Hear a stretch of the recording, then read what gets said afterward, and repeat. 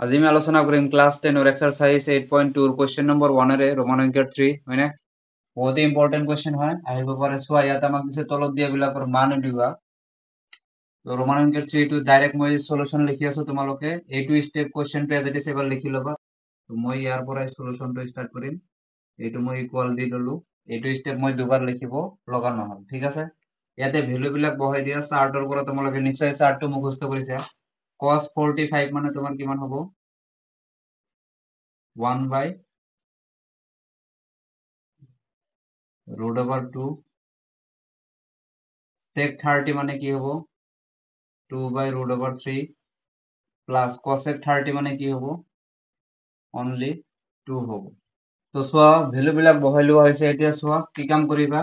ওপৰৰ এটা ফ্ৰেকশন আছে ইয়াতো এটা ফ্ৰেকশন আছে গতিকে এই দুয়োটাৰ পৰা আমি লসাগুটো ল'ব লাগিব ঠিক আছে তো লসাগু লোৱাৰ কাৰণে ওপৰৰ স্টেপটো আমি সেম ৰাখিম 1 by তোমাৰ কি থাকিব root over 2 এ থাকিব কিন্তু তলত যদি আমি কি কৰো ইয়াতে যদি আমি লসাগু লোৱাৰ কাৰণে ট্ৰাই কৰো এই 2 ৰ তলত কিমান আছে 1 আছে গতিকে লসাগুটো কিমান আহিব √3 * 1 মানে কি হ'ব তোমাৰ √3 হ'ব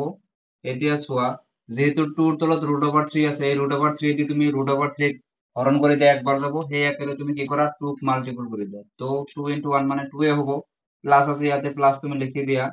ইয়াতে চোৱা 2 ৰ তলত যেহেতু 1 আছে যোনটো তুমি লসাগু লৈছা সেইটো দি তুমি 2 পূৰণ কৰি দিয়া √3 * 2 কৰিলে তুমি কি পাবা 2 √3 পাবা আমি আগত লিখিব লাগে 2 ৰ লগত তুমি √3 পূৰণ কৰিছা গতিকে এনেকৈ আমি লিখিব লাগিব ঠিক আছে তো এইখিনি মান মই ওপৰত লিখি আছো তোমালোকে চাই যাবা ধুনীয়া কৰি ইয়াতে কি কাম কৰিম এবাৰ চোৱা এই 1 by √2 টো মই as it is এবাৰ লিখি লম 1 by √2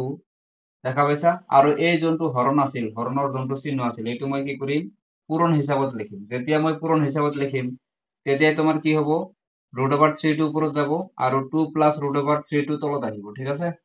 তো ইয়াতে হ'ব তোমাৰ কি √3 উপৰত যাব আৰু লগতে তোমাৰ কি হ'ব 2 +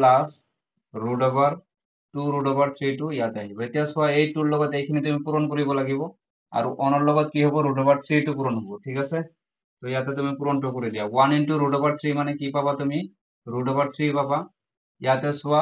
2 ৰ লগত √2 টো পূৰণ কৰিলে তুমি কি পাবা 2 √2 পাবা মাজত প্লাস চিন আছে প্লাস চিনটো দি লোৱা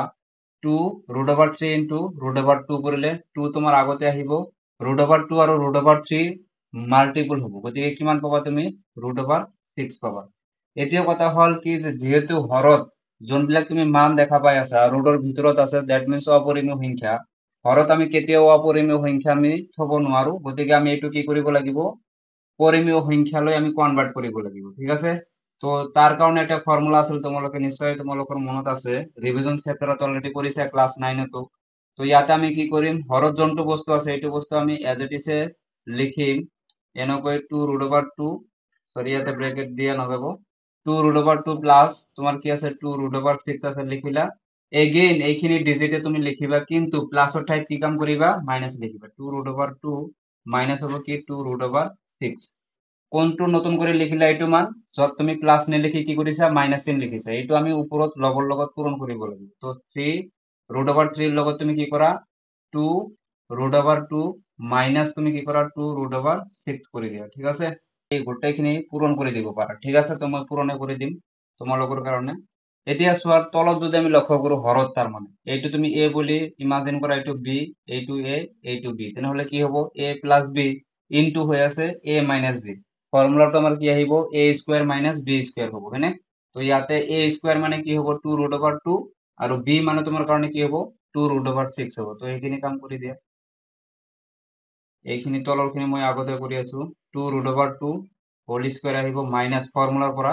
আৰু আহিব তোমাৰ কি 2 √6 আহিব এইটো তুমি স্কয়াৰ কৰি দিয়া ঠিক আছে এতিয়া ওপৰত তুমি মাল্টিপল কৰি দিয়া যেহেতু 2 আছে সিঙ্গেল 2 আগতে আহিব √3 আৰু √2 মাল্টিপল কৰিলে তুমি কি পাবা √6 পাবা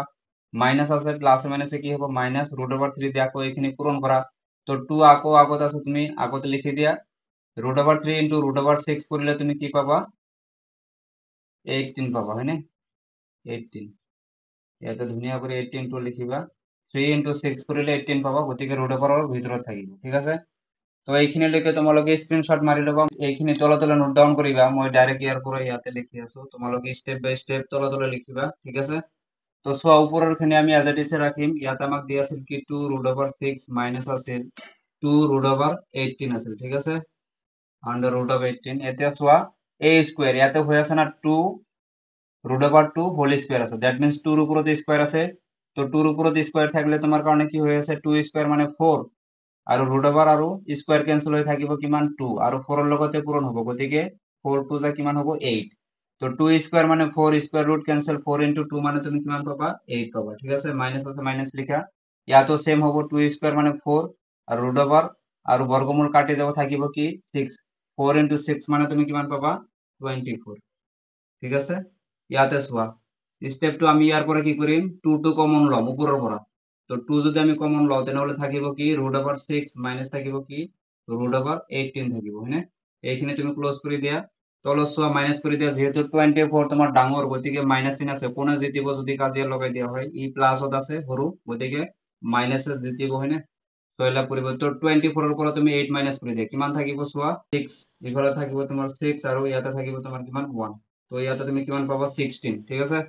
2 দিয়ে তুমি কি কৰা 16 ক ডিভাইড কৰি দিয়া, 2 16 ৰ ভিতৰত কিমান বাৰ যাব 8 বাৰ, দ্যাট মিন্স তুমি ইয়াৰ পৰা কি পাবা ৰুট ওভার 6